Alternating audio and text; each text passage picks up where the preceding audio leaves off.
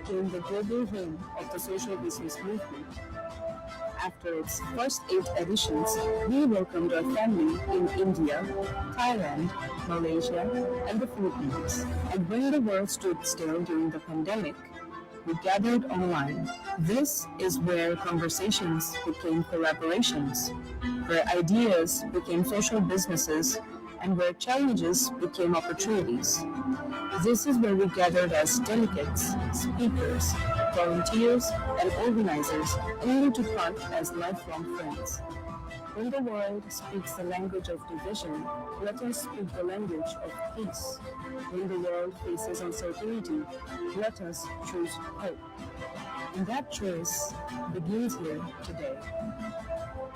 Welcome to the 16th Social Business Day.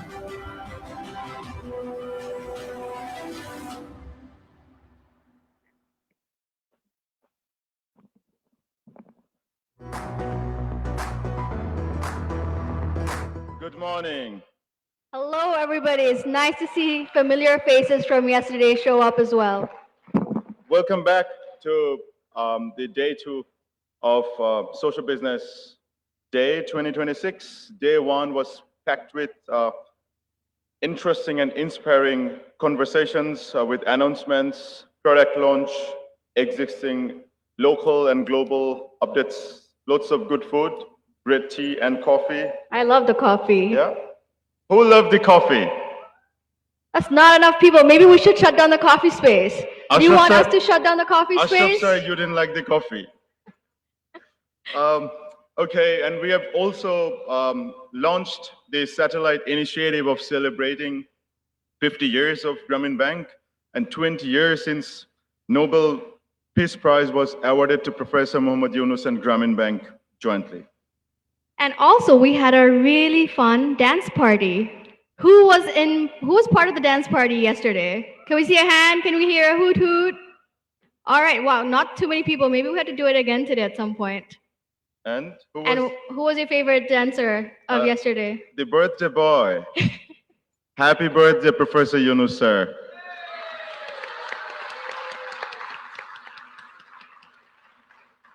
We have heard also from a lot of our family members and friends and everybody who's joining Social Business Day for the first time. We hope you had a good day. If you have feedback, feel free to reach out to us, to all my colleagues at Yunus Center, so that we can treat you well. If you need more food while you eat, feel free to ask to my friends. We are really great hosts and we'll try to make sure that you are treated and fed well. All right, should we get started with day 2's formal event? Sure, let's do. Amazing. So first up, we have Healing Through Harmony. That sounds exciting. We would like to welcome on stage none other than Dr. Ahmed Arman Siddiqui, CEO and board member of Grameen Health Tech Limited and acting CEO of Shramadhan Services Bangladesh. Could we have a warm round of applause, please?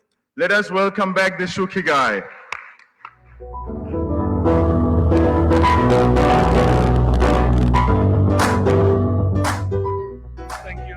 Thank you so much. Happy birthday, sir. Many happy returns of the day. Can I have one microphone with me, please? So, ladies and gentlemen, boys and girls, what a beautiful day is it, isn't it? And why it's a beautiful day? By now, we all know that, though we thought we will pretend till the evening, but we all know that why it's a beautiful day. This is one of the most auspicious days. And I would like to welcome you happily as the showcase morning to today's session, Healing Through Harmony. We are honored to explore how arts and music can contribute to health, healing, and community well-being. It is my pleasure to introduce our distinguished speakers from Sing for Hope. May I please welcome Monica Yunus, co-founder and co-executive director, Sing for Hope. Can we see her on the screen? Kamel Zamora, co-founder and co-executive director, Sing for Hope. And my favorite, Liz Cherry Noyes, Director of Arts in Public Health and Sing for Hope. Hi, can we hear your voice? Good evening. Good evening. and good day. Okay, Monica, you can hear me. Camille, can you speak a little bit? Thank you, guys. So we are delighted to begin today's session with a special documentary, Healing Towards Harmony, an inspiring journey that showcases how music, arts, and human connection can transform lives, foster well-being, and create healthier, more compassionate communities. So let us enjoy the AV. Can we have the AV, please?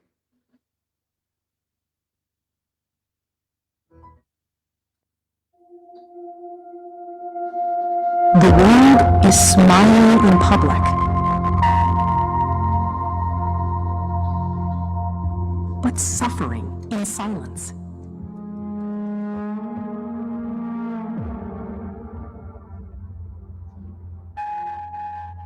When pain has no language,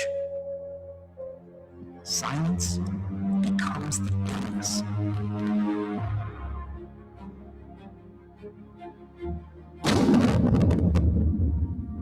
But even the deepest silence can heal by music. Sing for Hope, where art heals beyond medicine. While medicine treats the body, music touches the soul.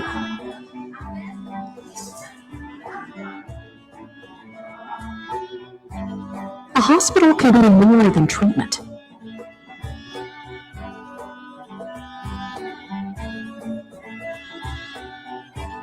Music unites hearts beyond age, race, and borders.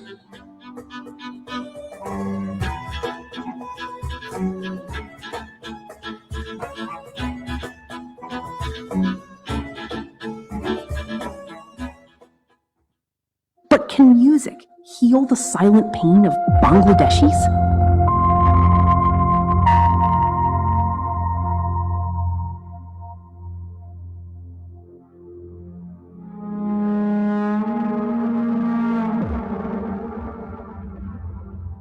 In Bangladesh, music lives in every soul, every DNA.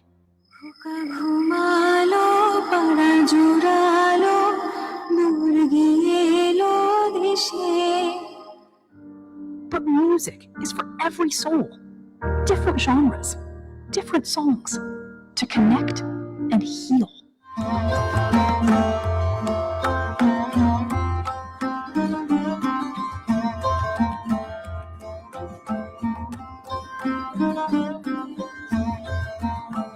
But how can music become part of healthcare, turning emotions into healing?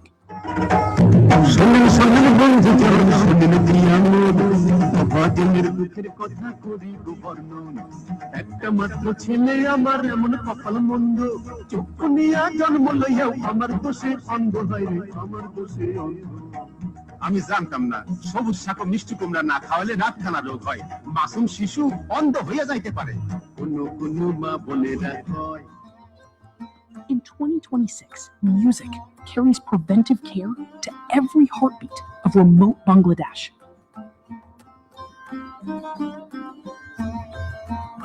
When health is difficult to talk about, music can start the conversation. With Sing for Hope and Shuki, Bangladesh can sing together and heal together. When Bangladesh sings, Bangladesh heals.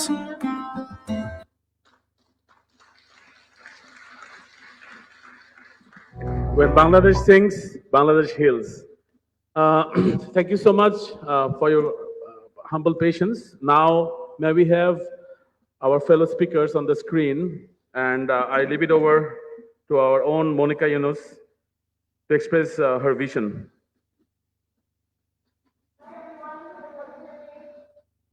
Yes.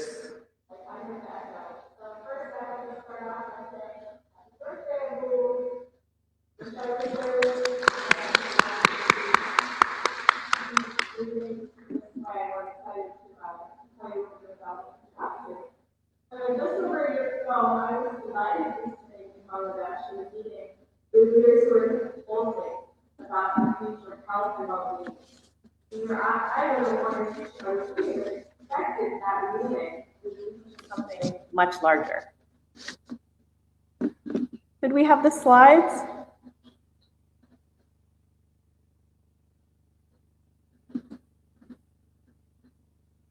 Awesome, thank you. I think we need to play that.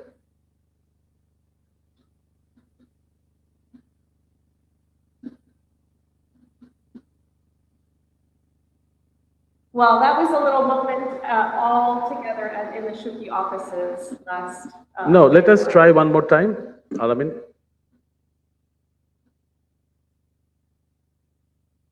It's cute, you'll love it. No, you can. Come back to it. Armand, we'll come back to it. Sure.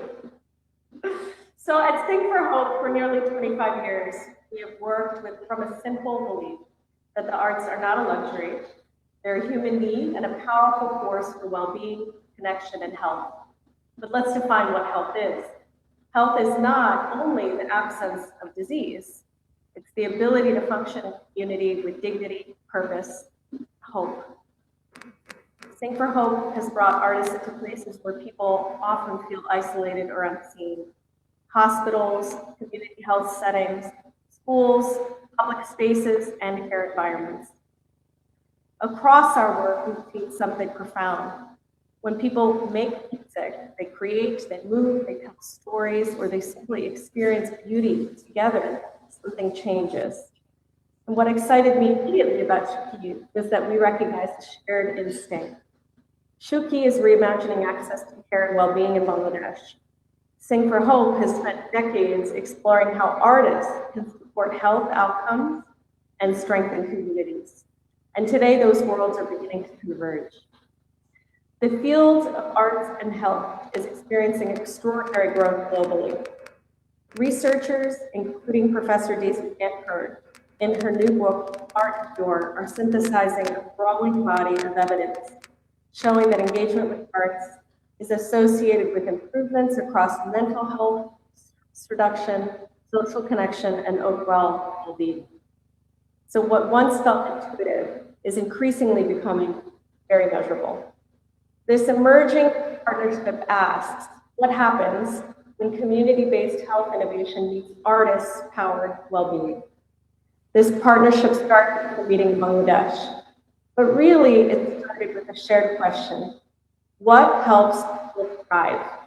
What happens when community-based health innovation meets artist-powered well-being? And how might lessons from Sing for Hope support local artists and communities in Bangladesh? And how might Bangladesh shape the future of this work globally? And that possibility brought us here.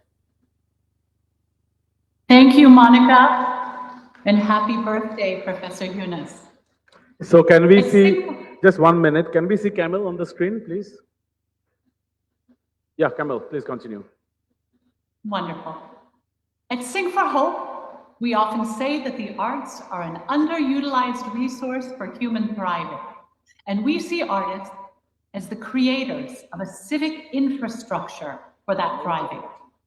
For 25 years, Sing for Hope has worked to activate artists as creative leaders in communities. This work has taken many forms, from public art and our Sing for Hope pianos, to youth programs in schools, to our healing through the arts initiatives serving patients, caregivers, and healthcare environments. One thing that we have learned in this is that artists bring more than just performance. They bring moments of reflection, connection, dignity, and joy, especially when those things feel in short supply. And importantly, this work is not about importing a program from one country to another. It is about building local capacity. The opportunity we see with Shuki is to support artists and health leaders in Bangladesh in developing approaches that are culturally rooted, evidence-informed, and designed for and by local communities. We believe some of the most exciting innovations in arts and health will come from partnerships exactly like ours, where disciplines meet and where learning moves in both directions. To share more about how this could take shape in practice, I'd like to introduce Sing for Hope's Director of Arts and Health, Liz Torinos. Thank you, Camille. At Sing for Hope, we ask ourselves, how do we move from inspiring moments to sustainable systems? And for us, one answer is through our creative workforce development training. So many artists want to do this work, but they don't know where to start. Over time, we have developed frameworks for preparing artists to work responsibly and effectively in healthcare and community settings, grounded in public health principles, trauma awareness, facilitation skills, ethics, evaluation, and participant-centered practice. In this partnership's early vision, we see an opportunity to explore a train-the-trainer approach. This means equipping local artists and leaders in Bangladesh with adaptable tools, sharing practices, and building confidence. The goal is strengthening ecosystems where artists become collaborators in well-being. We are especially excited by the possibility of learning alongside Shuki, understanding local priorities, identifying where creative engagement may support existing health efforts, and co-designing approaches that fit the communities they serve. Because if we do this well, the result is a new model built together. And with that, I'm delighted to invite Dr. Arman Siddiqui from Shuki to share more. Thank you so much, Liz. Thank you very much. So what drew us to Sing for Hope was the understanding that health is not about modern treatment. It is about people, dignity, connection, and community. So today we are introducing a partnership between Sing for Hope and Shuki. Tomorrow we hope to see artists and health leaders across Bangladesh creating moments of connection and well-being together. To celebrate this moment, can I please humbly request our Group Chairman, Ms. Ashraful Hassan, and our very own Professor Mohammad Yunus up to the stage while we inaugurate this Sing for Hope initiative together. Along with that, I would love to welcome Dr. Alamin, the man behind this concept, and Khayyam Shanu Sandhi, the local leader, the local musician, the maestro, who will actually help us to replicate Sing for Hope learning curve to the local community and music, and we will roll it out. Along with it, I will request the MT members of Grameen Health Tech to be on the stage and have this moment of launch. Thank you very much. So I will give this microphone to Sir. Sir did a magical connotation in 2024 SBD. Can we recall our Filipino friends? The 2024 connotation that Sir mentioned.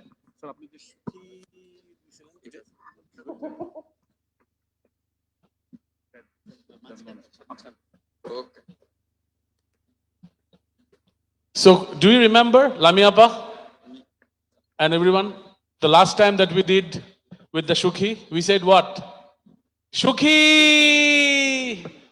So, one more time, sir, would you ring the bell for us? And that is the. Wow, lot of orders. 1, 2, 3. Shuki! No, I need one more time. 1, 2, 3. Shuki! One more time. Shuki! Thank you. We inaugurate thus the Sing for Hope. Thank you very much. Thank you, Monica. Thank you, Liz. Thank you, Carmen. Thank you. It's wonderful to see Sing for Hope joining us. Monica and her friend and the group Sing for Hope. They're all here participating with us and opening a new dimension to the whole idea of healthcare. Healthcare is all about doctors and medicines and hospitals. Most important thing is what you feel, how you make you comfortable. That's how the music plays a wonderful role. We do it naturally. Nobody teaches us in schools, in medical schools or any professional schools that the music has anything to do with healthcare. But traditionally, we do it all the time. Even in places with abject poverty, people do that. People of any economic status, people do that, particularly women. They respond to situations by putting words into music. When a child is born, there's lots of joy, the child is born. And you see in the family, somebody is singing, somebody is taking care of the baby, singing, and lullabies are always there. Nobody tells them. But it's very comforting. It's a very important thing to build up the relationship between the child and the mother and the family and so on. So this goes very well. You see in the villages, as we go along, in case of death in the family, you express your grief, but somebody will be singing all the stories about the relationship with the person who died and the person who's singing, all words put into music. She cries and cries, but in music. Nobody teaches. She makes up her own rhymes, own stories about the relationship, about the hardship that she will go through. It's natural to women particularly to express herself and she does it in a very loud way so that everybody can hear her. And all the words are made up instantaneously, how to express herself in music. So that tradition, that feeling is there, but somehow academic medical thing didn't pay much attention. I shouldn't say that it's never recognized, probably they do, but it's not formally integrated in the medical lessons and also in the practices of the music. Sing for Hope goes into hospitals, sings with the patients, cheer them up so that they feel good. And feeling good is very important for patients so that they forget their problems that they're facing. They feel good seeing each other, singing together, and listening to the songs and music provided by somebody else. A soothing effect on the health is very important that we see happening every day. So this is something that I'm very happy that Sing for Hope and Shuki got together to bring this something ignored into the practice of it. Congratulations, Shuki. Wonderful effort. Thank you. Thank you, sir. To do that. Thank you.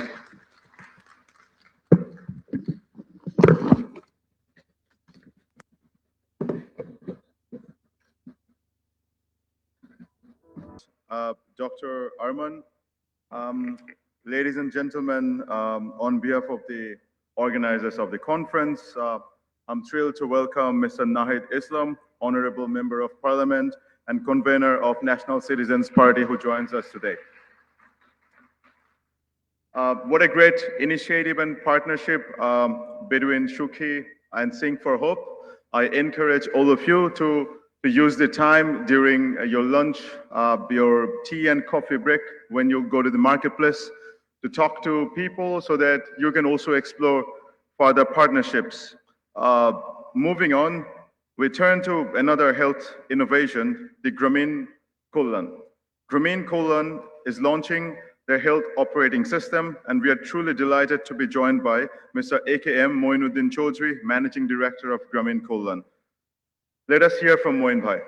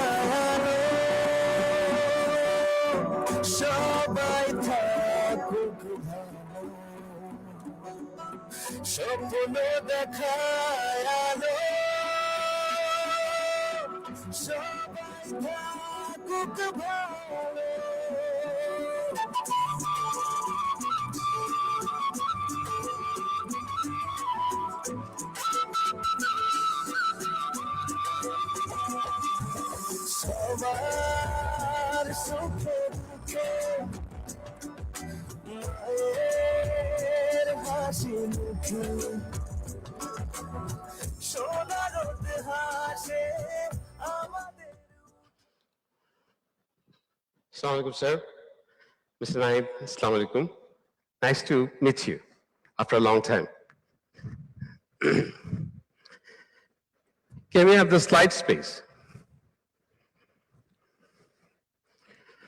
The song that you've heard today is the song written for Gramin Colon, specially dedicated to the healthcare assistants, the 635 women who go door to door in every houses and leaving their children, leaving their parents, the babies.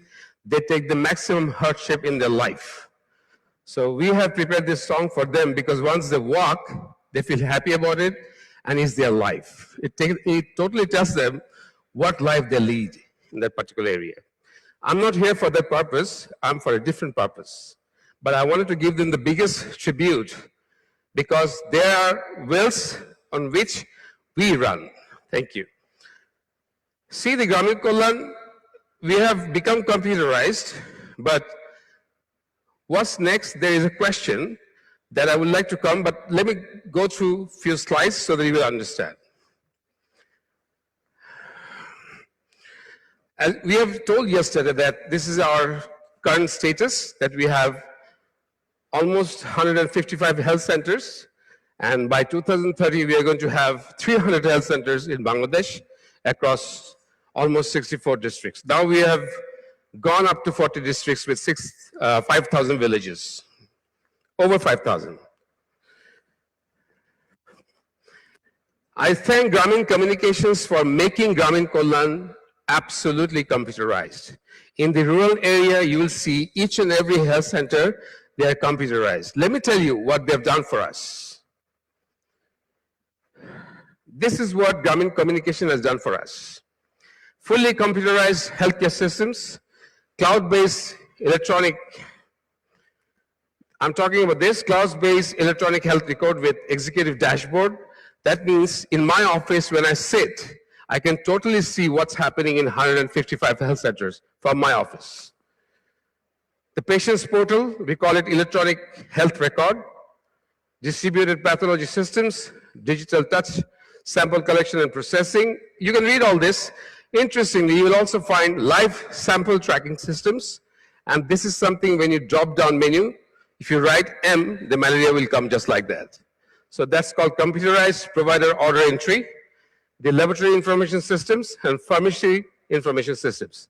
And at the end, which is very important for our self-sustainability, is the revenue cycle management.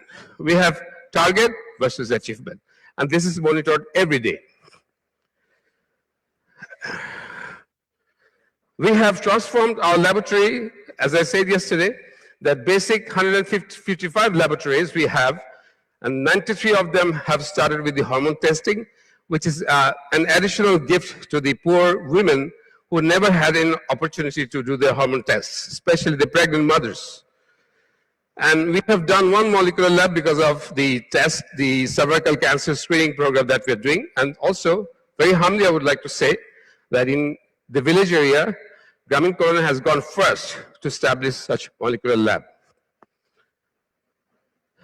So, everything is very beautiful. But I have a question after that. Look at our prescription.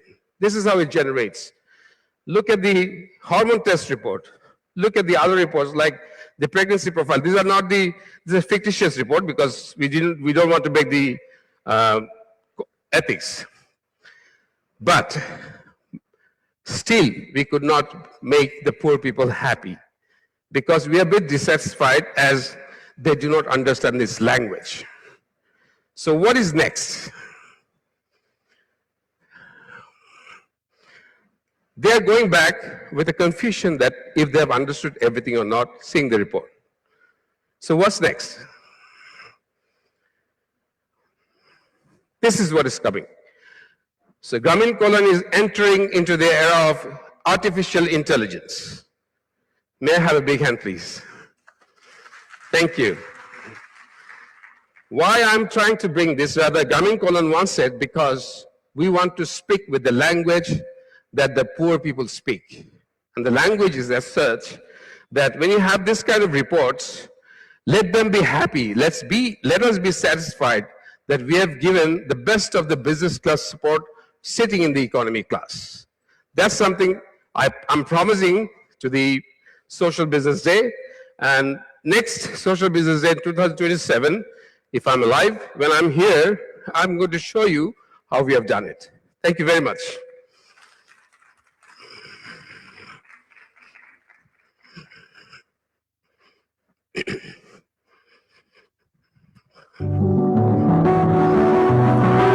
Please hear this song once again. Thank you.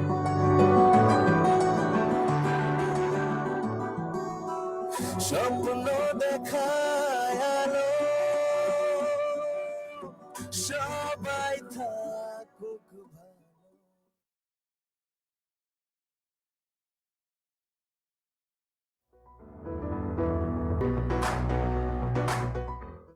Thank you so much for that lovely presentation. And I really, really love that song as well. Does anybody else love the song? Can we hear from you? Maybe a show of hands. All right, Moin Wei, I think a lot of people love your music. Amazing. For our next chapter for today, I am super excited to announce that we will continue to focus on healthcare. So ladies and gentlemen, please join me in welcoming Mr. Ashraful Hassan, Chairman, Grameen Group, and Managing Director and CEO of Grameen Telecom Trust, Mr. Shamsul Haq Ahmed, Managing Director, Green Healthcare Services, Bangladesh, Mr. MD Moinul Hassan, General Manager of Grameen Healthcare Services, Bangladesh, Hate Moinhan, Executive Director and CEO of Seva Foundation, who will share how meaningful collaborations is bringing care and essential services to those who need it most. Could we have a warm round of applause to welcome them on stage, please?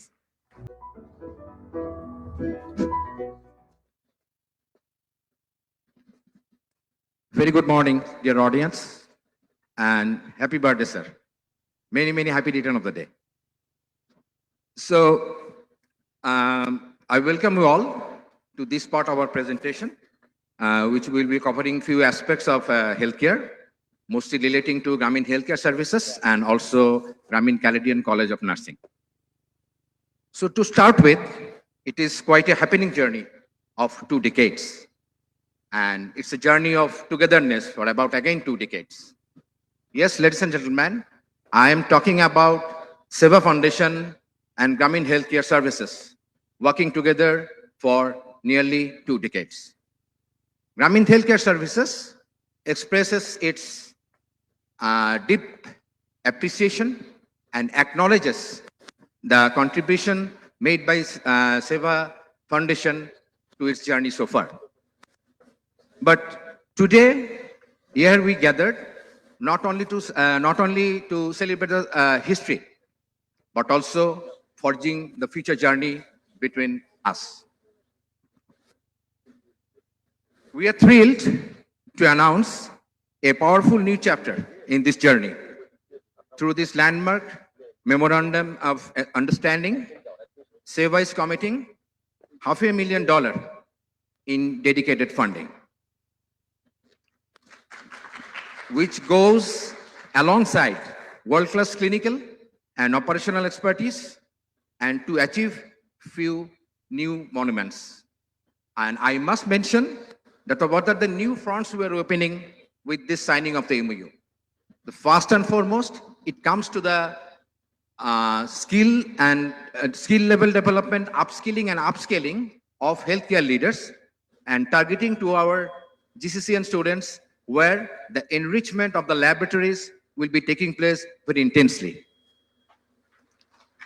And next it comes to introducing the global best practices and also providing some cutting edge equipments into the Grameen Healthcare Service hospitals, eye hospitals, to make it more efficient and more patient friendly.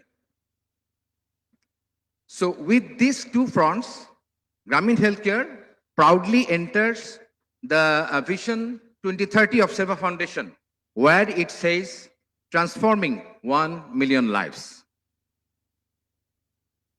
So without taking much time, may I kindly request CEO Seva Foundation, Kate Mohian, and our Chairman, Grameen Healthcare Services, Mr. Ashraful Hassan, to sign the MOU, please.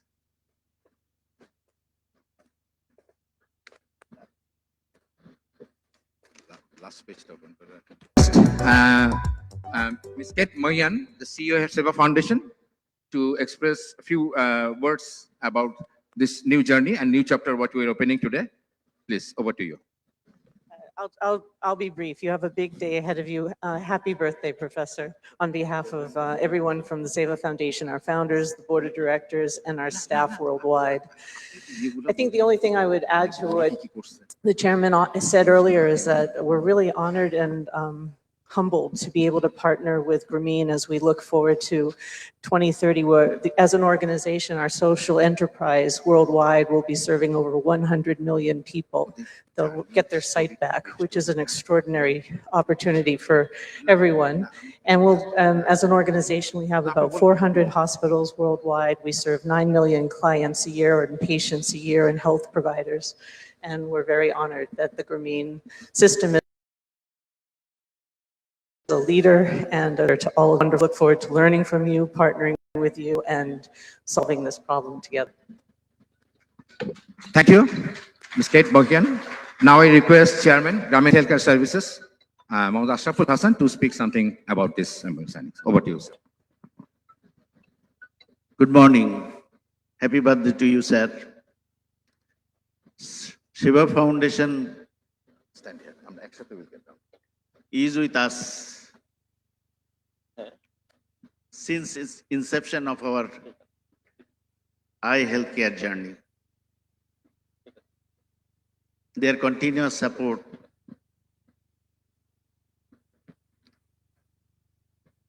help us to expand our program and serve and go for different services.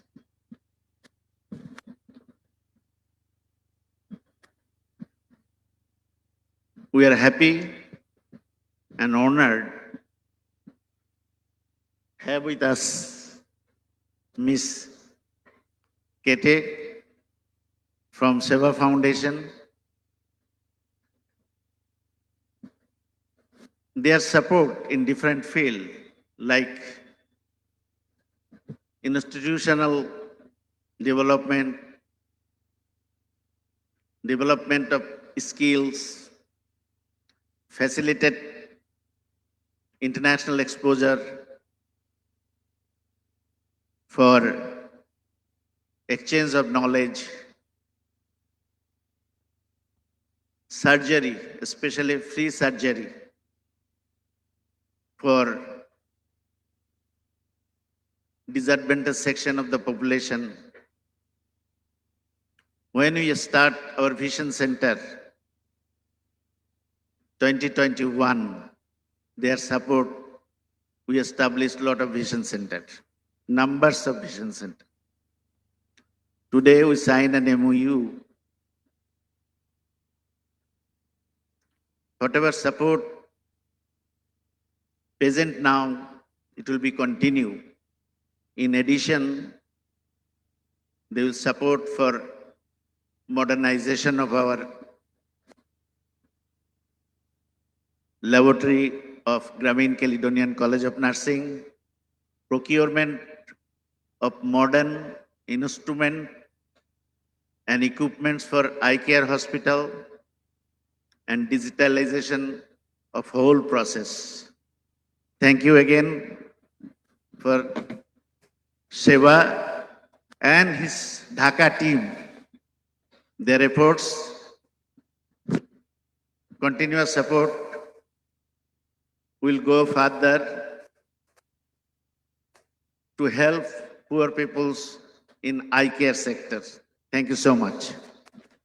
Thank you, sir. We are truly excited for this partnership between Grameen Healthcare Services and Seva. Ladies and gentlemen, now we will begin our next plenary 3, moving on from healthcare to finance. The plenary is titled as Finance for Peace, Redesigning Systems That Work for All. And finance is the foundation of this opportunity. Professor Yunus keeps talking about entrepreneurship and why capital is key.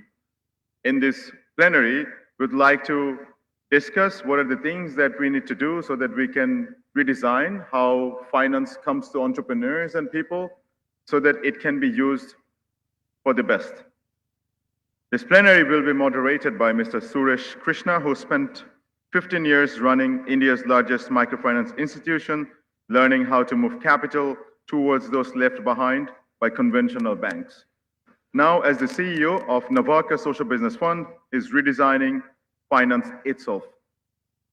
Suresh will be joined by Tasmina Rahman, who has devoted 3 decades of working on financial inclusion. As Managing Director of Grameen Trust, she has expanded the Grameen approach to 44 countries and supported about 56,000 young entrepreneurs. My panelists will be joined by Mr. Philip Guichandut, who has spent a lifetime bridging Europe and the Global South, believing that finance is a development tool. As General Secretary of Grameen Credit Agricole Foundation, he channels European resources and expertise towards building the financial systems. Our next speaker is Muhammad Fazlul Qadir, who has shaped how Bangladesh thinks about finance, not as profit extraction, but as a pathway to dignity and opportunity. As Managing Director of PKSF, he has built one of the world's most innovative development finance models. They'll also be joined by Sardar Akhtar Hamid, who now leads Grameen Bank. His journey through Bangladesh's financial sector has given him deep wisdom about the topic. Last but not the least, we'll also be joined by Dr. Edsel Almanza Ramos, who leads a network reshaping how finance support humans through card MRI. Let us give a huge round of applause for the speakers of this session.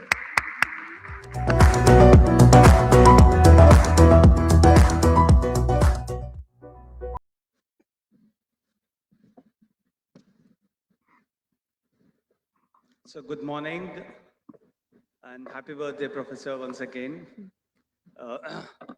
It's the first plenary of the day. I think a lot has been discussed yesterday and a lot of thoughts have been already kindled for all of us.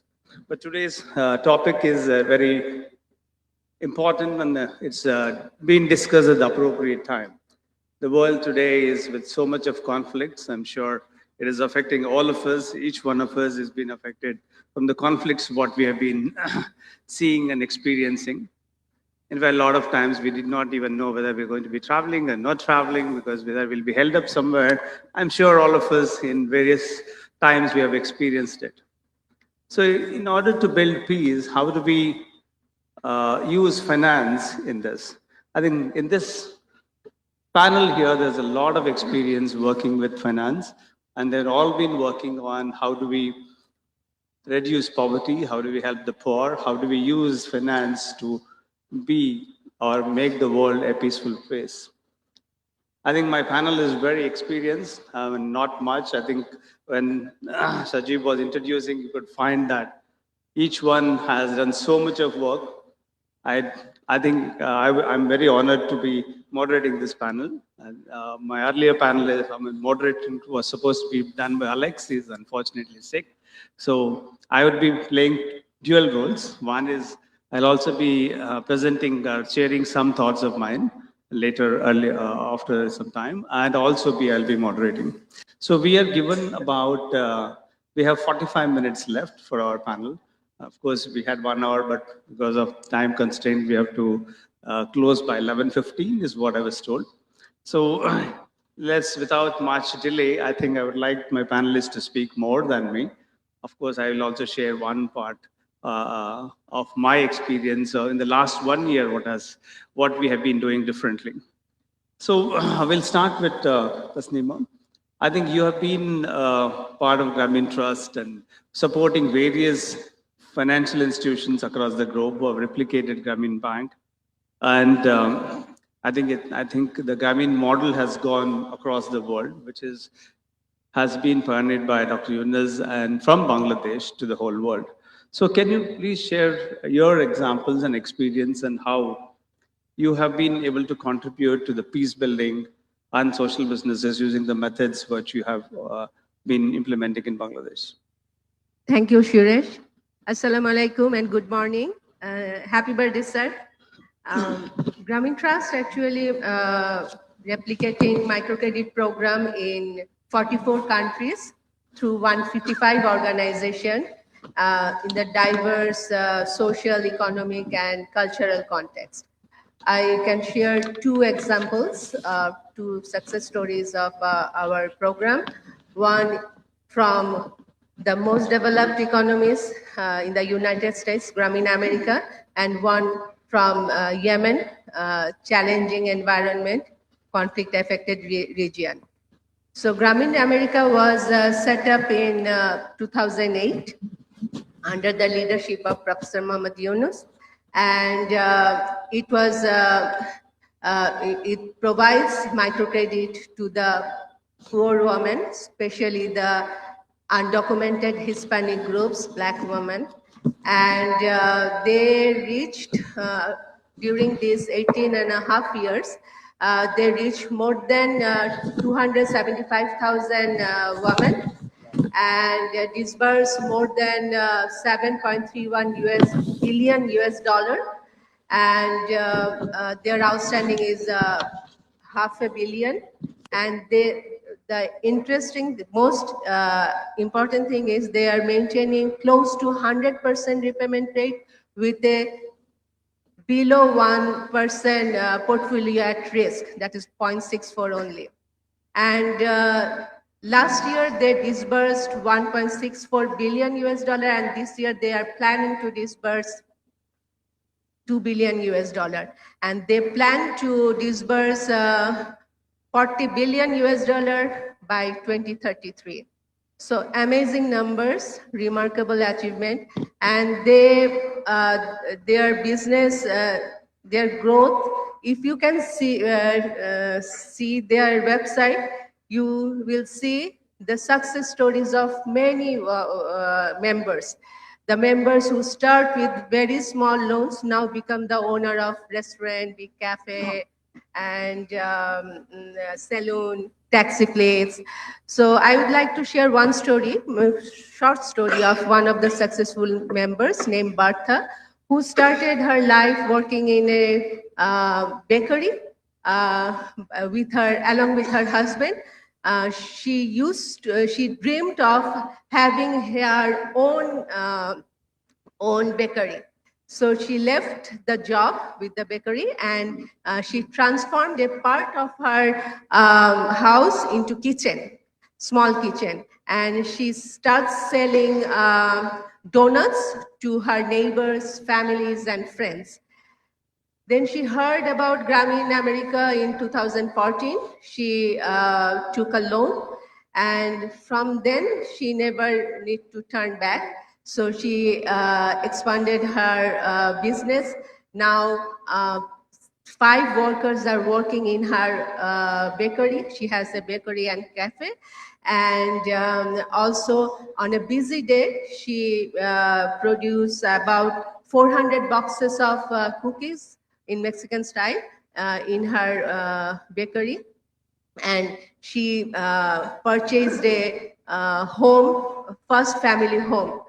So this is the success. And also if we go to Yemen, Grameen Yemen Foundation, which started its operation in 2020, they have already supported more than 13,000 women, and they besides microcredit, they provide also other support services, like they provide loans for water reservoir tank, then also for solar system, and they also provide educational materials for their children, and they also have healthcare services. So in Yemen, Grameen Yemen Foundation also implementing Nobin program, that is entrepreneurship development program. There was also one Nobin entrepreneur named Aisha, who had a skill of tailoring, but she doesn't have fund to start a business on her own. So in 2022, when she learned about Grameen Yemen Foundation, she took a loan from there for about 75,000 Yemeni rial, and with that, with 50,000 rials, she bought a machine, and with the remaining amount, she bought the clothing materials. So from then, she never stopped, and she is now very successful entrepreneur and having 5 workers working in her tailoring shop. Thank you. Thank you. It is so wonderful to see that and how a little finance which is provided to these entrepreneurs can actually take care of so much of needs of these people. In fact, if people are economically engaged and they're able to take care of their lives, we will be looking towards peace of the whole world. Thank you for that. Now I'd like to ask Akhtar, can I... You have just stepped into the shoes of very large people who have actually built this whole organization. I know it's very challenging and there will be high expectations on you. But there is, in the last few years, with all your experience working across various sectors, like especially FMCG to trade this thing, and banking and retail banking, and now with microfinance. So what has been your learnings, or what do you want to share with all of us? The kind of changes in the management which has happened in the Grameen Bank, and with new technologies which is coming up, not only just in terms of the institutional technologies, even your clients have started using a lot of technology. So how is bank responding? How are you as a new person into this whole system?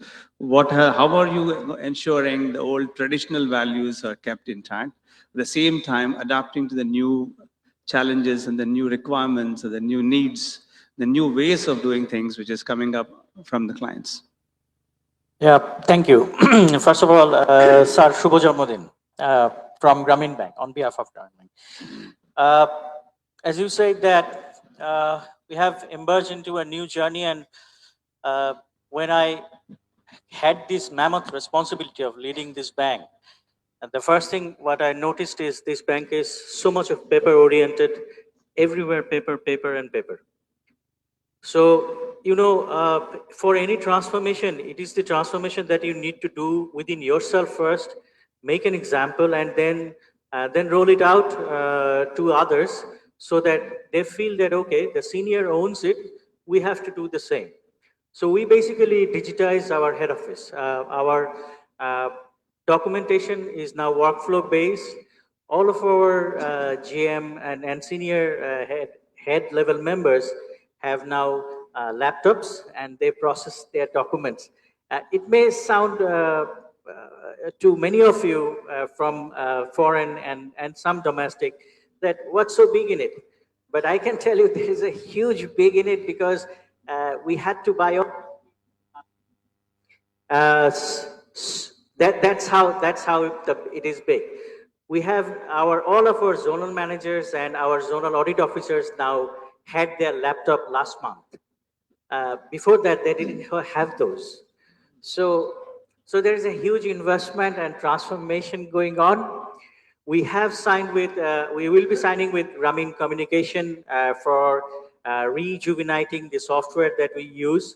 And through that, we will take it to our center manager level. And we are now slowly and gradually taking the mind space of our center managers, who are basically still living on paper, pen and paper.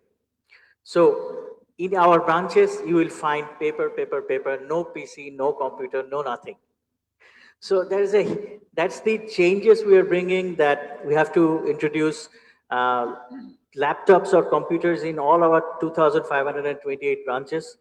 We have 17,000 operating field officers. Those who have smartphone or feature phone, we have to transform them. So we are preparing our knowledge system, ecosystem, so that they can adapt, absorb the changes that we are bringing. And we have started dripping this to our zonal managers. They have their PCs. Interestingly, now we have a WhatsApp group where we interact. We believe that this interaction works better than sending a circular in the field. So these are the changes that we are driving and inspiring others to adapt, observe the market, because you have rightly said that market has changed. Many of our uh, many of our borrowers and our shareholder members can now use mobile money, so they are exposed to that. They know how cashless works, but still then the major challenges that microfinance in Bangladesh have is the penetration of smartphone, security in the smartphone, and security in transaction. Uh, One thing I have learned, as you said, that I have experienced from many different frontiers, that I always asked why my borrower, say a support worker in a house, wants to hold 1,000 taka note in their hand. Trust me, it is the mental strength they get from holding that physical currency. Tying up in their at the corner of their sari, it gives them a mental strength. I have 1,000 taka, which still the digital money failed to create that appeal. That's what my finding is. Many of the members in this room may differ with me, but I still feel in that way. Holding that cash gives them mental strength, gives them assurance, gives them comfort. So yes, we want to go cashless, but we want to transit, and that security and losing money through scam, these knowledge education need to be there. Yesterday I said that we want to introduce 132,000 smartphones in our centers, so that they can adapt and hold the technology and feel that what kind of comfort this technology can give them. Penetration of smartphone is 40 to 45%. It's the true penetration. The numbers showing in the national statistics may show 52%, but it's due to I have two SIMs in one mobile. So it is showing the two smartphones. Okay. And many of our borrowers have shared phone, meaning their husbands have the phone. We have the phone number, but if we send a message, it goes to that phone, and she only can see that message once the husband is coming back home. So these are the realities that we are working with. These are the challenge we have in our frame of mind to boil and cook the right curry for them. On top of that, last but not the least, it is also one of my very experienced understanding that many of our borrowers cannot read what is there in the SMS. The reading literacy is not there. I'm saying that I have given my SMS, so I've done my responsibility, but that SMS they could not read.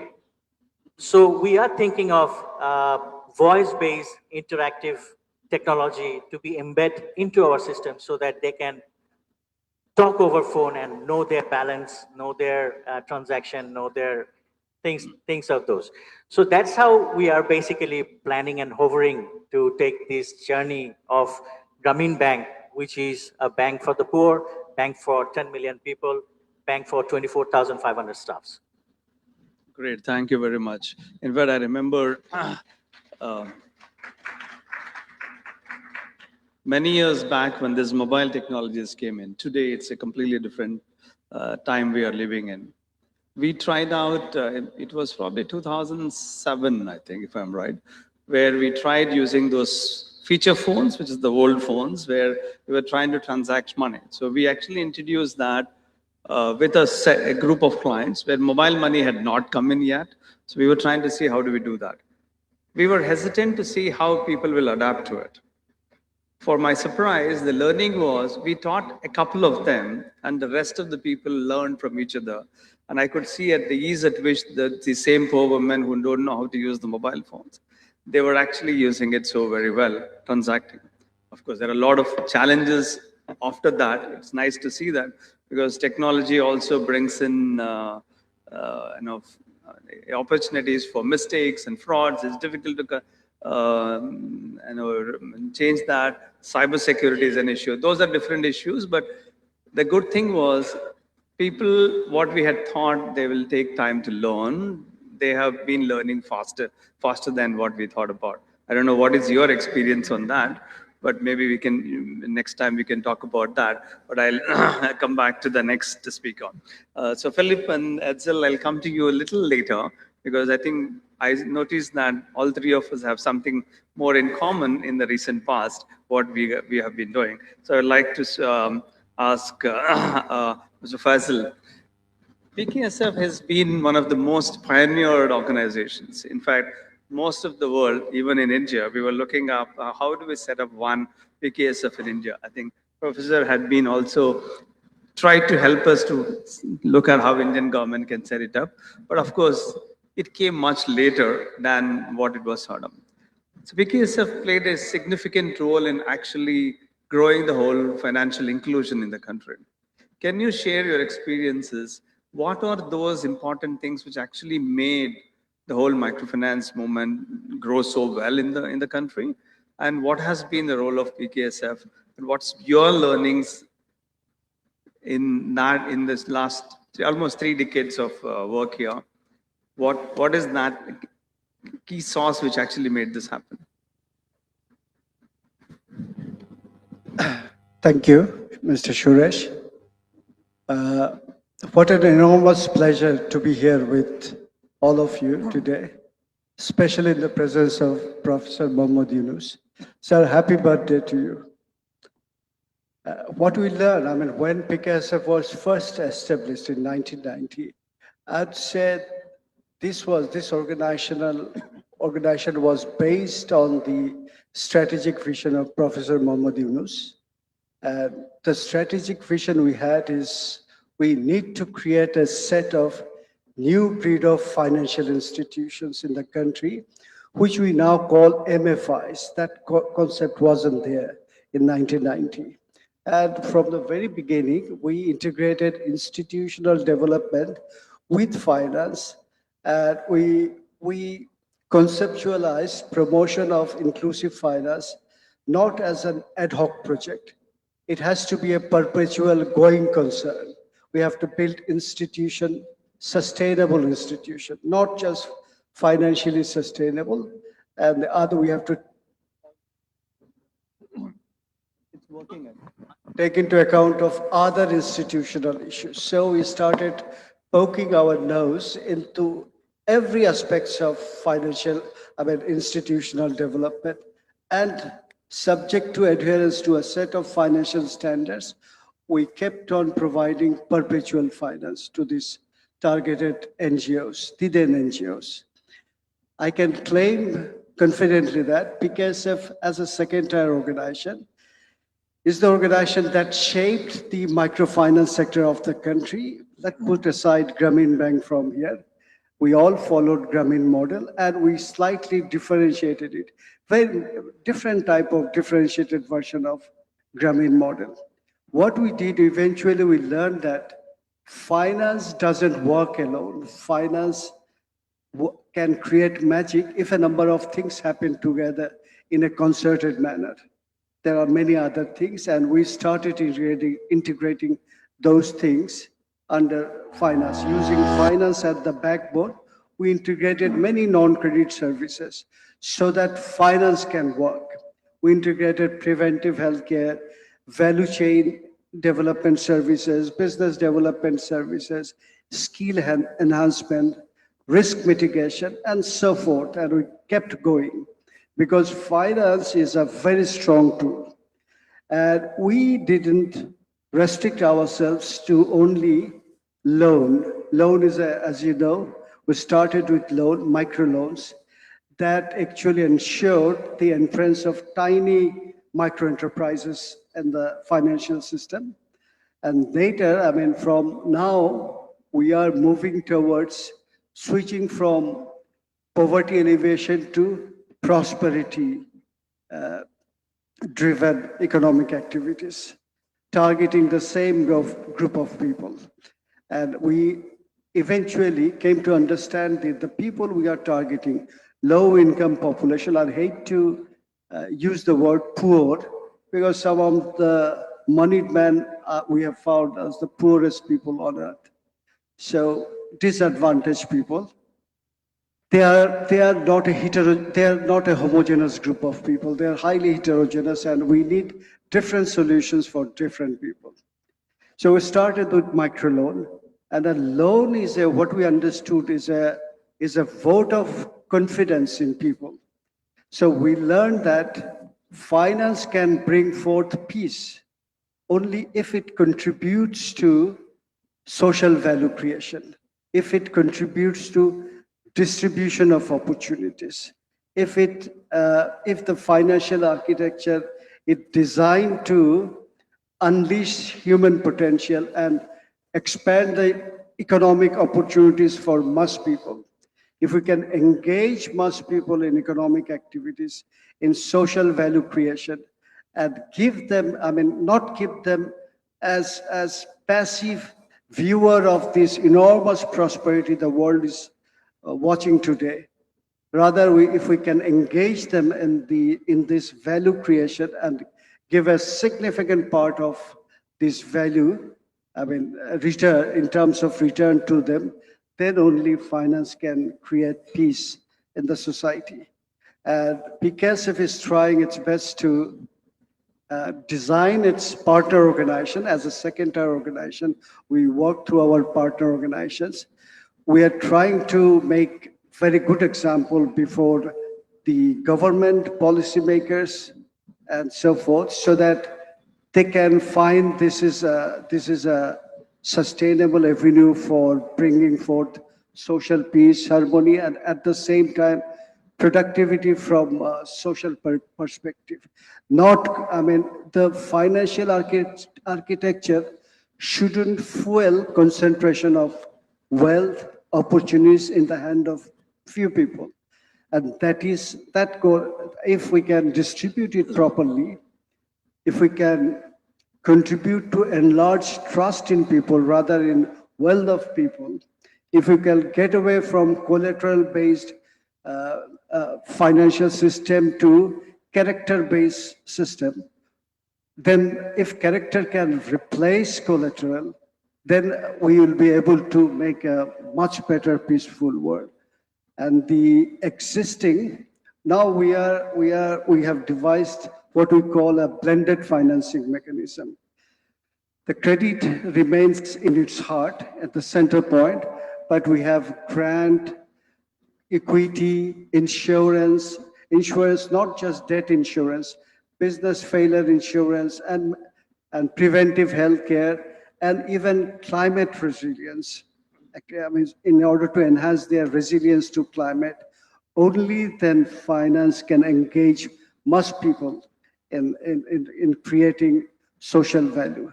So what I see, the financial system, from our experience, it should be able to create some results like employment, environmental solution, market-based environmental solution, and at the same time, engaging people, expanding the horizon of economic opportunities for poor people. Equity should be distributed among many people, ownership among many people. So then that finance can really contribute in bringing social cohesion and peace. Finally, since the winning of Nobel Prize by Professor Mahmoud Yunus, sir, he has been relentlessly propagating the idea of social business, which is a paradigm shift in thinking.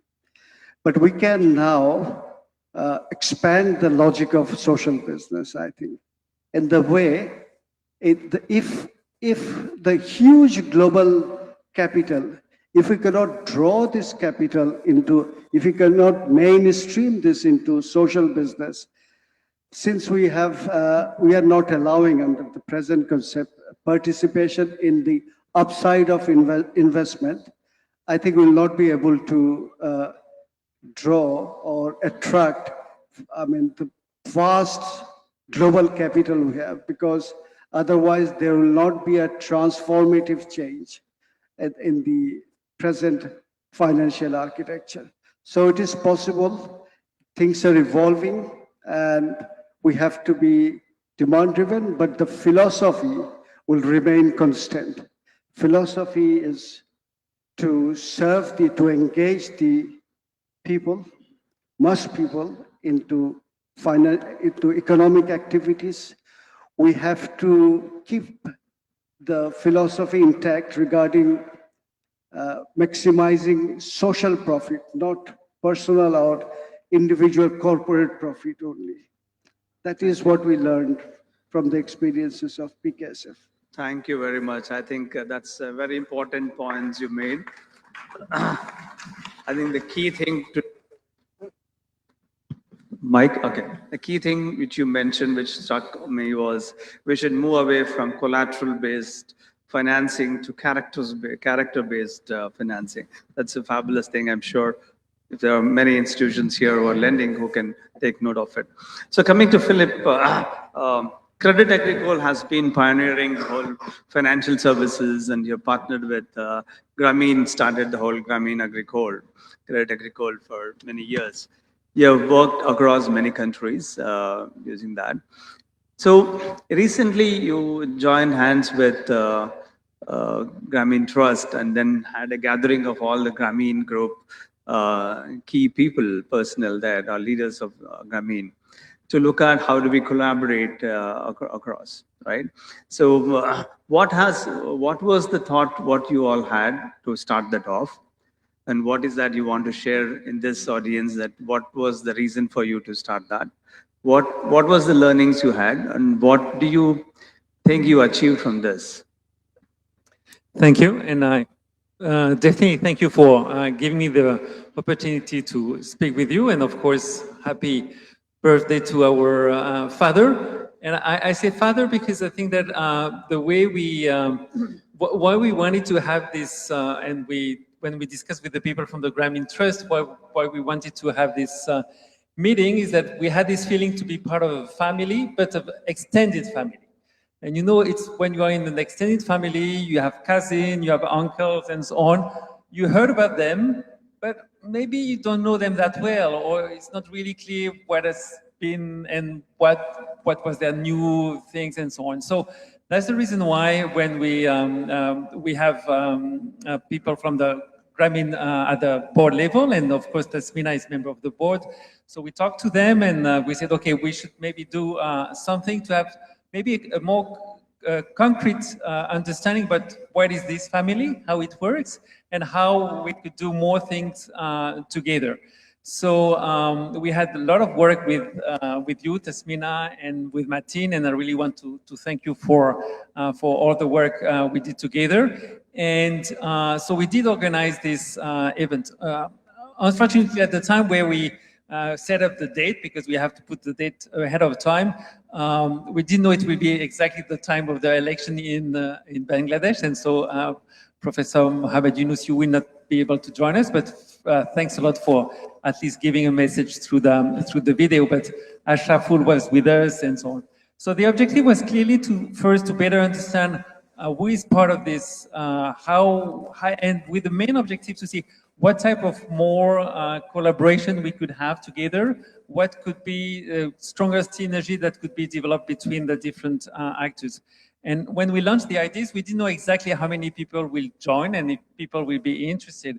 But of course, without surprise, I mean, we were all together, more than 60 people, 25 organizations from 18 countries.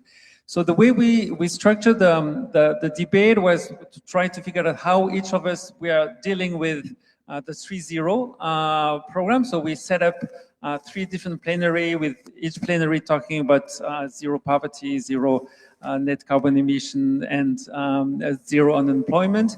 And then we had the last day where we really set up and work in small groups to say, okay, what can we do more? Do we want to do more things together? The idea is, I would say, not like here where we have a big gathering with thousands of people. Here it was really to see how very concretely, I mean, different organizations can do more things together, do collaborate more strategically together, and come up with maybe joint program together and so on. and also to better understand what was the identity. So it went pretty well, and I'm very happy because I know that some of them are here, and it was a big pleasure to get a chance to see some of faces we had. We were together in Paris. So what was very interesting is that what came out is that definitely there is the willingness to strengthen the collaboration, to be able to come up with more concrete joint projects. The idea was to say, okay, how, because I mean, what I would say, what our father did is that it let us grow the way each of our organization wanted to grow, and so we have a very diversified setup of organization doing very different things on different subjects. But at the same time, I mean, there's this common value we have together, which is the legacy of you, Professor Mohamed Yunus. And I think it was really clear to all of us that we wanted to bring this value much stronger at the level of the international level where we work. And we wanted to be, of course, there to share what we are experiencing, all the experiences we had, because we have lots of experience all together. So there was these ideas of how we could come up with a common mission, vision, theory of changes, how we could set up maybe a platform of knowledge sharing, of experiences. We even thought about setting up a dedicated fund for some of us. I mean, we have lots of ideas, in fact. I mean, a lot of ideas, how we could be able also to have more direct contact, more regular contact together. And I think that, it shows the strength of all the organizations that have been gathered there, coming from, as I said, lots of different countries, lots of different continents. So here now we're going to take the next step. I mean, we hope that it was clear to all of us that this meeting should not be the only one. I mean, that there should be more, but a little bit maybe more structures now that we know that there is this willingness to do something more concrete, because I think it's only by joining forces that and have a common approaches that, I mean, we can have a strong message that is from the ground, I mean, from the different organizations. And I'm really hope that, I mean, that will be, there will be next step in this process. And that's definitely part of the peace building process. There was very interesting experiences. I'm thinking, for example, about one of the partners I discovered when I was there. That's the Virunga Foundation. They are not here, but they're working in the, you know, this region in DRC where there's a lot of fight. And they realize that they are supporting a lot of small companies, and especially in the access to energy. And what was really interesting is that, I mean, they realized that by setting up this company, at least because one of the big issues in DRC is the fact that a lot of young people are involved in the army because of the war, and that because of this company, at least 10% of the people in this company were coming from the army. It was really an option for the people to get out of the army system. So, you know, it's when you discuss about all of this that you see all the strength of what is happening within the network. Thank you, Philip. Now I'd like to ask Edsel. I think we all have, we are all aware that, you know, how the Grameen group of companies are coordinating and working together, right? That's, but what you are trying to do is how do we join forces at a larger level, at the world level now. Actually, Edsel has an interesting thing. We all have learned from how Grameen is working with each other from yesterday, today, some of the presentations, some the Grameen Kalyan, Suki, and how Grameen Bank clients and everybody has been benefited from various other services which different organizations are providing.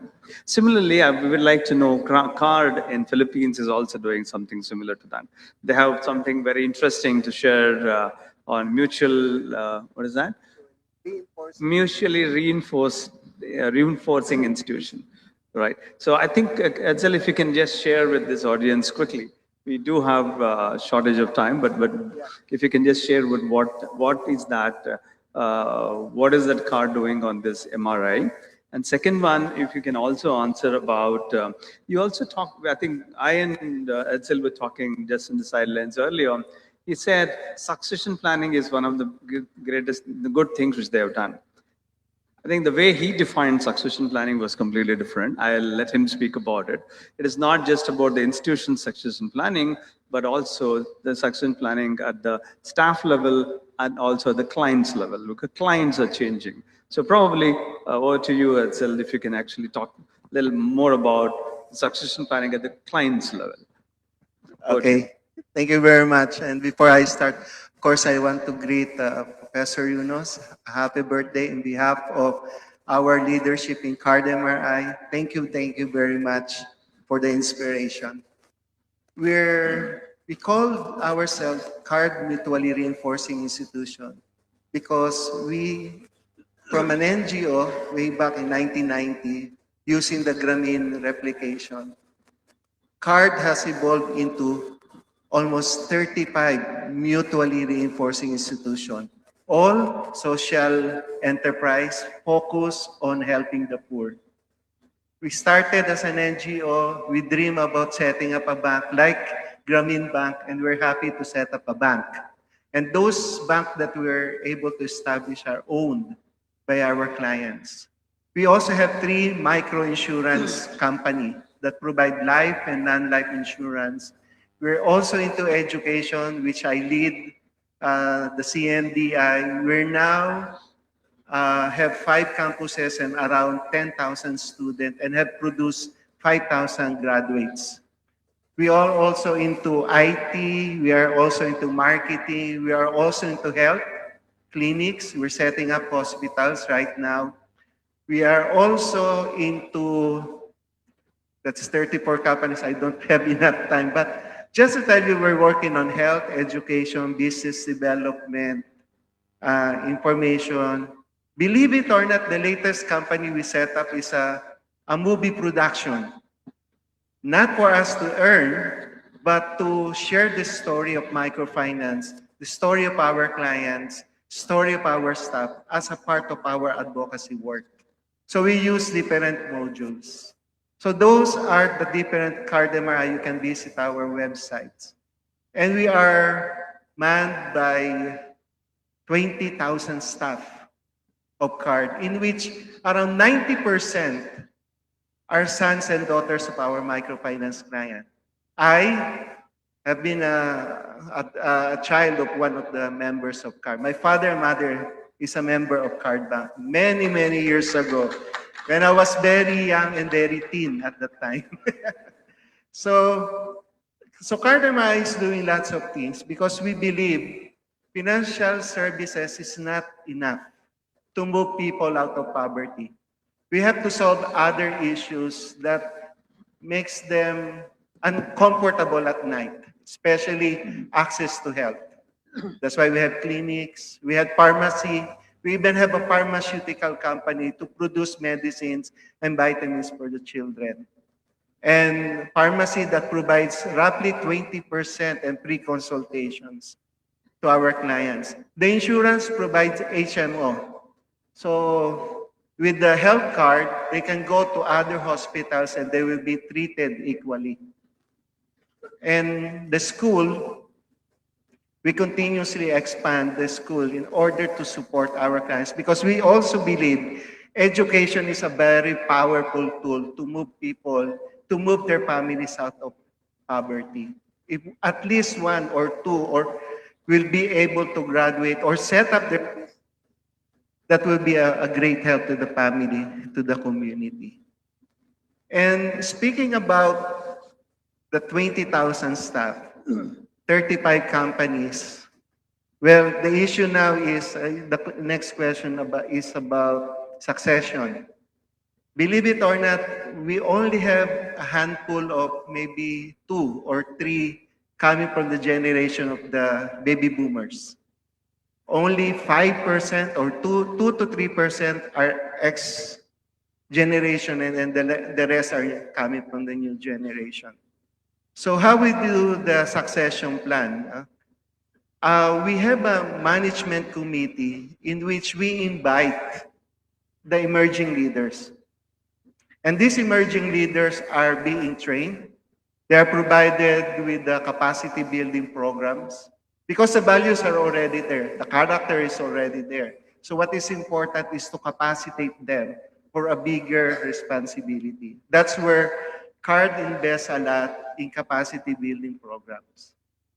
Degree program, non-degree program. And also, we also allow our young generation to participate and share their ideas. And tremendously, they are helping us because as our staff is emerging, also our staff and clients are emerging. That's why in order to continue the mission, we invest a lot on technology. This is where the new generation are very, very powerful. You have to unleash their power. So one is that we invested a lot in technology. We had our own banking system, our microfinance system. And last year, we launched the AI department. And we have a very, very good experience with that. It has been giving us tremendous return in terms of client being served. Because right now, we have a total of 10 million families and insuring around 30 million individuals in the Philippines. Another thing is that we started working with the new set of microfinance clients who happens to be the sons and daughters of our microfinance client. So we started doing microfinance for teenagers to prepare them if they want to start a business. Of course, with the guidance of their parents. So we can lend as early as 14 years old. And all the financial services can be provided by our financial institution.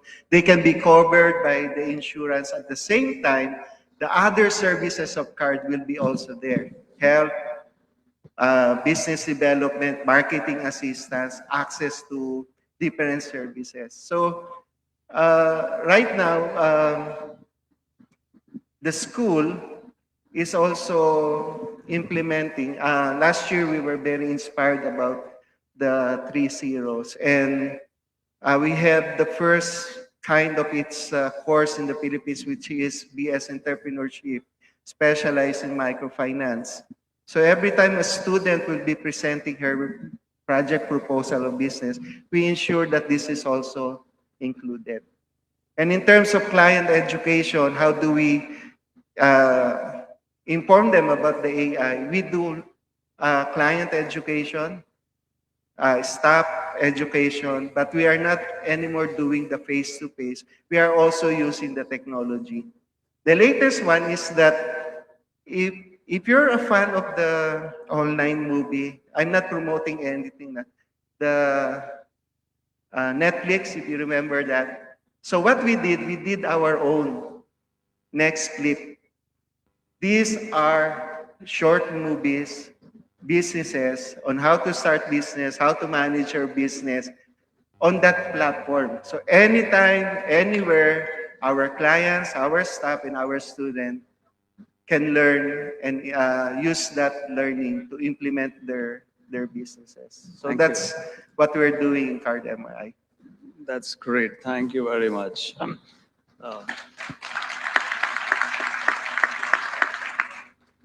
Yeah. I would like to say a few words on recent developments, what we have done among, as we are all working, Grameen Foundation USA and YSB from Germany. We all have started off and got into an alliance. Actually, after being working in this development space for almost 3 decades, what I've come to realize is in order to look at peace or address poverty issues, no one institution is capable of addressing all of that. At the same time, all institutions are doing a lot of work in silos many times, if you look at generally across the world. So we thought we should see how do we join forces between these 2 organizations.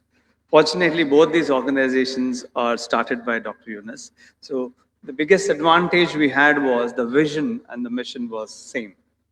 It was addressing poverty and the world of 3 zeros. So what we started off about a year back. So we started off working together and seeing how do we actually bring these organizations together. when you're looking at alliances or mergers, what is more important is the trust between the institutions, the trust between both these leaderships in the institution. We can write contracts and all later, but the contracts is just reinforcing the trust we have between, but it is not the other way around. So that's one of the things what we have done. So what we intend to do between these two institutions now is both institutions have slightly different approaches to addressing the poverty issues. Grameen Foundation has been looking at microfinance, working with the poor clients, and providing them financial inclusion, and building institutions which ensure that their financial inclusion is done in very safely and clients' interests are protected, and so on. Whereas YSB has been looking at working with enterprises which are working with these clients. Like they provide various services, various products to the people at the bottom of the pyramid so that they can use that to come out of poverty. These are two different approaches. So what we are jointly going to be doing going forward is YSB's team would be providing the capital required by those enterprises. Grameen Foundation would be looking at training and building the capacity of the clients and so that they can start moving up. Another entity is looking at providing marketplaces, like, providing access to market, providing resources which is available in the market, which is very much needed for these two sets of institutions to operate. That's what we are working on. So Alex Counts, maybe he would have said more about this. So I have joined them. So all of us together between Grameen Foundation and this, we are joining forces so that we can bring in efficiencies, stop certain duplication of the works, what we are doing, and optimize the resources, what we have, so that we can work towards for building. This is what we are looking at. So key thing is, if we, in the coming 1 year, we are looking at working mostly, particularly in India, Africa, and Philippines. And then once we stabilize all the processes, we might be continuing to expand it to other countries. Because if you look at the Grameen Foundation had been always working across many countries. So was YSB in working in many countries. So, but we will start working in one area, stabilize the processes and their teams and leaderships, and then move into the next, expand further. That's what we are trying to do. So one other point which I have realized, and I'll stop with that, is we have many institutions, if they have to work together, one of the things is they need to see beyond their logos and their own personal things. So if we remove that and look at the mission as the larger issue which we are all working towards, then probably the partnerships and alliances will work better. That's what I have learned in the last 1 year of working together with Grameen and Yunus. So we do have 1 minute time. Maybe if we can all take 30 seconds time and answer one question, because we all have, many of us have participated in the Social Business Day last year and this year. What is that one thing you think you want to share, which you have learned and which you want to share with this audience in this from the learnings from your last 1 year? Over to you all. Yes, you can start from you. All right. Maybe 15 seconds each of us. I was laughing. 20 seconds. Yeah. I think we are talking about financial inclusion. I would say let's do marketplace inclusion to our financially inclusive customers. They need a market. If we can connect to them, to the market, financial inclusion will give them capital, they will produce product, they will sell it in the market, they will become sustainable. Thanks. Yeah, Philip. 15 seconds. Yeah, no, I just want to come back to what happened during the last year regarding the drop of the international aid, because I think it has been a big impact on a lot of work. Yeah. And we did a study at the level of the foundation where we see that 60% have been more or less affected. So I think that what I want to say here is that I think that this issues is really a way to show that social business is definitely one of the solutions, because it depends less on international aid. But at the same time that, I mean, it's very important that, I mean, donors understand what is the leverage that they can get from the support of combining both, I mean, international aid with social business activities and so on that could make a difference. So I think that there is a shift in development right now, Ed, and I think that it's a really opportunity for us to take it, to grab it, as to say we could be one of the solution as the leverage. Great, thanks. Mr. Fazil. It's on. I think it's possible to redesign the financial architecture so that the growth can be, I mean, everybody can contribute to growth and can get equitable share. And the modern technology, especially the data management science, we can capitalize on that enormously. I mean, the kind of subjective things I said earlier, capability and all these things can be assessed now. And for example, in PKSF, we are devising psychometric tool to come up with a sustainable startup capital financing. Just a test of 10 minutes, you'll be able to assess the credit worthiness and entrepreneurial capability of a person who doesn't have any credit history. It is possible now. Yes. And at the same time, we need to create an environment so that the MFIs, these non-profit organizations, can have a strong balance sheet. That means diversification of their liability items, and at the same time, the investment of their asset-based impact financing, startup capital financing, and many other things to unleash the potential of most people. That is also possible, and especially AI-based data management science. I mean, it brought forth so many opportunities before us, so many things we couldn't take care of earlier. We can take care of those things now. Excellent. Thank you. You have 5 seconds now. Sorry. You have 5 seconds. Okay, 5 seconds. I think our advice would be, with the experience of card MRI, imagine, be courageous, and do it with compassion. Wow. Thank you. Naslima. I think the lessons I have learned that that the sustainable growth is not primarily about expanding the programs. It is also about building a strong system, and future leaders have a succession plans, and creating a shared vision that outlives even if there is changes in the leadership. Thank you. Great. Thank you very much. I will not try to summarize because we are out of time. I'm sorry to all the audiences here, because apologies, we couldn't take questions from you because of the lack of time.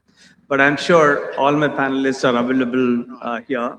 And if you all have any questions you want to discuss, please do reach out to them during the breakout sessions. So thank you very much, panelists. It was lovely talking to you. Sorry if I've cut you off in between, but you have a lot to share, and I'm sure audience will get more benefited if you interact with them. Thank you very much.